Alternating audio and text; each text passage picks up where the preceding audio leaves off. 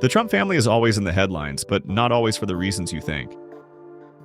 Tiffany Trump has broken her silence, revealing shocking truths about her father, Donald Trump, and the hidden struggles of being a Trump. But that's not all. Her billionaire romance with Michael Boulos has raised eyebrows, and behind the scenes, the family dynamics have been anything but smooth. And just when you thought things couldn't get wilder, Trump's latest bold statements about annexing Canada have sparked a political firestorm. Is this just another one of his outlandish claims, or could it have real consequences? Tiffany Trump has always been a mystery. While Ivanka, Don Jr., and Eric were raised in the Trump business empire, Tiffany had a different path, growing up in sunny Los Angeles, far from the New York power circle.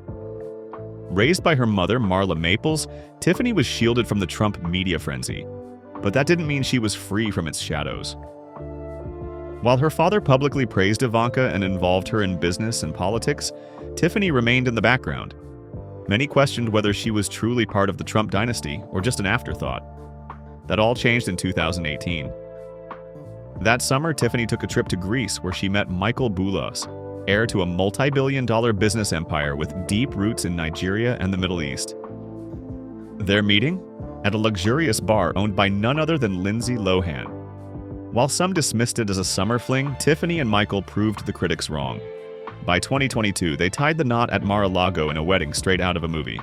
A designer Elie Saab dress, an 8-tier cake, and a guest list full of high-profile figures.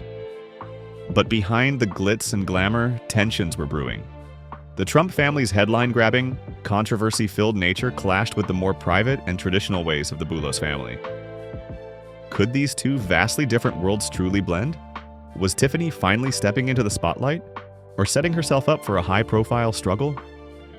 While Tiffany fights for recognition, Barron Trump is quietly building his own legacy. Towering at 6 feet 9 inches at just 18 years old, Barron has always been different from his siblings. Unlike his father and older brothers, he has kept a low profile, but that hasn't stopped the speculation about his future. Born into extreme wealth, Barron's childhood was nothing short of extravagant. His first baby gift? A solid gold carriage. His personal floor in Trump Tower was filled with luxury, and his wardrobe, carefully curated by his mother Melania, turned him into a mini fashion icon before he could even walk. Despite the lavish lifestyle, Barron has remained somewhat of a mystery. He was the first boy to live in the White House since JFK Jr., yet he rarely made public appearances. Even as the cameras followed the Trump family's every move, Barron stayed in the background, quietly shaping his own identity. Recently, he has been spotted at New York University's Stern School of Business, hinting that he may be preparing for a future in finance. Some insiders even call him a silent genius, suggesting that he has been working behind the scenes to help modernize the Trump brand. Unlike his outspoken father and siblings, Barron seems to prefer strategy over spectacle. While Barron navigates his future, his father has been making headlines once again, this time with a shocking statement about Canada.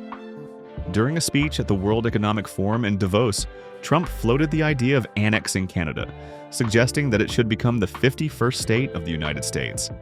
If that didn't happen, he threatened major economic penalties. Canadian leaders wasted no time responding. Prime Minister Justin Trudeau made it clear that while Canada is not looking for a fight, they are ready to defend their sovereignty. He emphasized that his team, which includes business leaders, labor unions, indigenous groups, and provincial premiers, is united and prepared for any scenario. Ontario Premier Doug Ford backed Trudeau, confirming that the provinces are standing together.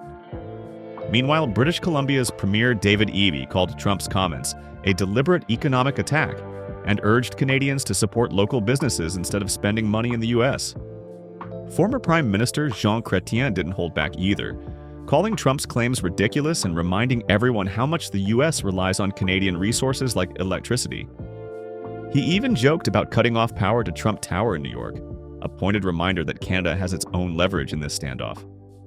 Member of Parliament Charlie Angus went even further, calling Trump a disgrace and criticizing his trade policies. He warned that Trump's tariffs and trade wars would hurt regular people, leading to job losses and higher prices. The economic stakes are massive. The U.S. imports tens of billions of dollars worth of cars and car parts from Canada. If Trump imposed tariffs, the the auto industry, already deeply interconnected across borders, would face major disruptions. Gas prices could also skyrocket since Canada is one of America's biggest oil and gas suppliers. If that supply were cut off, Americans would feel the pain at the pump. Even the food industry would be affected. The U.S. imports a significant amount of fresh produce, dairy, beer, and spirits from Canada. Tariffs on these goods would make groceries more expensive for American families.